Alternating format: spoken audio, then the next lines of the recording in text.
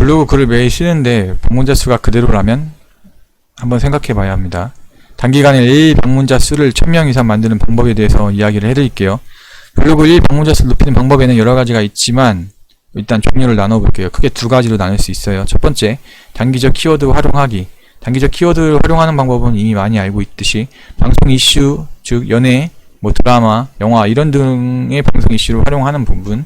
두 번째, 실시간 검색어를 활용하는 것. 네이버 통합 검색어를 보면은 실시간 항상 이슈가 나오잖아요. 이런 부분을 활용하는 방법. 대신 이런 부분들은 리스크를 갖게 되죠. 리스크를 줄이려면 자신의 블로그 주제와 연관된 이슈 등을 활용해야 타격, 즉 리스크를 줄일 수 있어요.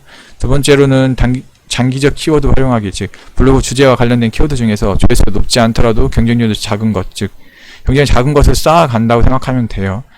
단계별로 발판을 쌓는다는 거죠. 그 발판을 높이 올릴수록 좀 더 좋은 키워드, 높은 키워드를 잡을 수 있고 지수도 쌓여 갈 수 있는 거예요. 단기적 키워드 같은 경우는 휘발성이 강하기 때문에 위에서 말한 것처럼 그만큼 리스크를 갖게 되는 거죠. 비유를 한다면 음식으로 치면 인스턴트 식품을 계속 먹는 것과 같아요. 단기간에 그것을 활용했을 경우에는 방문자 수를 높일 수는 있지만 그만큼 급상승했다가 빠르게 하락하는 경우가 많고, 빠르게 방문자 수가 빠져나갈 경우에는 오히려 이것이 블로그의 마이너스 직접 품질 위험까지 있게 돼요.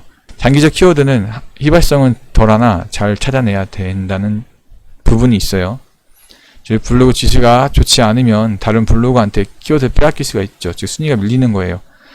이것만 또 찾아다니는 블로거들도 있으니까 어느 정도는 지수를 쌓고 좋은 키워드를 활용하는 것도 괜찮은 것 같아요. 여기서 말하는 좋은 키워드라는 건 뭐냐면 조회수가 엄청 높고 그에 대비 문서수가 엄청 작은 것, 이런 숨은 키워드죠. 황금 키워드라고도 할 수 있는데, 이런 키워드를 바로 적용하기보다는 사실은 어느 정도 내 블로그 레벨이 쌓였을 때 활용하는 것도 괜찮은 것 같아요. 그렇기 때문에 어떻게 하냐 그러면은 초반에는 가벼운 마음으로 글을 써요. 글을 쓸 때마다 발행에 따른 플러스 점수가 있기 때문에 글을 점점 쓰고, 그러면 내 블로그 지수를 높여가고, 그 다음에 조회수가 엄청 높지 않더라도 일단 문서수가 적은, 즉 경쟁률이 적은 키워드를 찾아서 블로그를 작성을 하는 거죠. 그 대신 어쨌든 그 주제 같은 경우는 블로그 주제에 통일되고 일관적으로 쓰고, 카테고리 같은 경우도 가급적이면 단순하게 초반에 진행하는 게 좋아요. 분산을 하지 않는 것이 더 유리합니다. 이외에 서서히 카테고리나 글 주제 같은 거는 서브 주제 같은 경우도 같이 병행하면서 이용하는 것을 추천드립니다.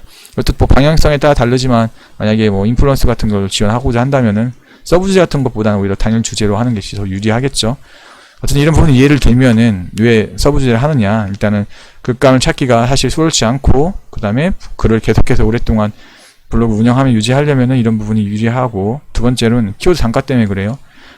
애드포스 같은 경우는 계속 생각하고 만약 그걸로 인한 수익을 얻고자 한다면은 단일 주제보다는 서브 주제를 하나 더 병행하는 게 낫고, 서브 주제 추천해드릴 만한 것은 어쨌든 상품 리뷰 관련된 부분이에요. 대신 건강을 만약에 주제를 블로그를 운영한다면 서브 주제로는 건강 관련 상품을 리뷰하는 게 좀 더 낫겠죠. 어쨌든 그걸로 인해서 클릭률이나 상품 구매에 따른 수수료를 받을 수가 있으니까 이런 부분이 수익을 얻는 데 더 유리하고, 네 번째로는 이미지나 문선 같은 경우 만약에 따오게 된다면은, 즉 복사해서 붙여넣기를 하게 될 경우 그대로 해서 붙여넣으면 안 돼요.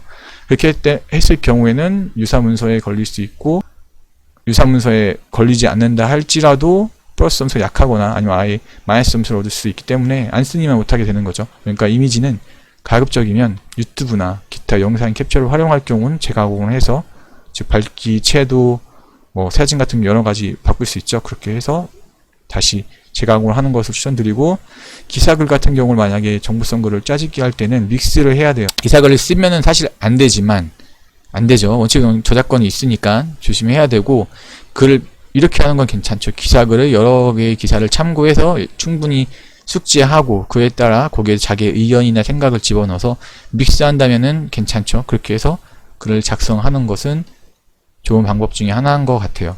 좀 더 빠르게 글을 쓸 수 있는. 하지만 가장 좋고 이상적인 건 직접 사진을 찍고 직접 글을 쓰는 창작물을 하는 것이 가장 블로그에 유리하죠. 좀 더 장기전으로 들어가는 게 사실 블로그 운영에서는 좋은 것 같아요. 그러니까 어느 정도 인내를 갖고 진행을 할 생각을 하고, 그렇지 않고 단기적으로 수익을 내고 싶다 한다면 블로그의 그 방향성을 아예 처음부터 다르게 생각을 해야겠죠. 초반부터 방향성을 잘 잡고 다른 방향으로 블로그를 운영해야겠죠. 어쨌든 이 부분 말씀드리는 것은 성장형 중심의 블로그 위주로 이야기를 해드린 거고요. 만약에 내가 수익형으로 수익 중심으로 블로그를 단기간 낼 수 있는 블로그를 운영하고 싶다 한다면은 다른 방법을 적용하는 것이 나을 거예요. 비슷하지만 다른 방법. 다섯 번째로 글을 만약에 취합해서 아니면 복사해서 만약에 블로그에 글을 넣고 싶다 한다면은 첫 번째 메모장을 활용해야 돼요. 아니면 다른 곳에다 글을 써놓고 한글 같은 파일에다가 글을 옮겨 붙여넣기 하고서 다시 복사해서 붙여넣기를 하는 것이 좋아요.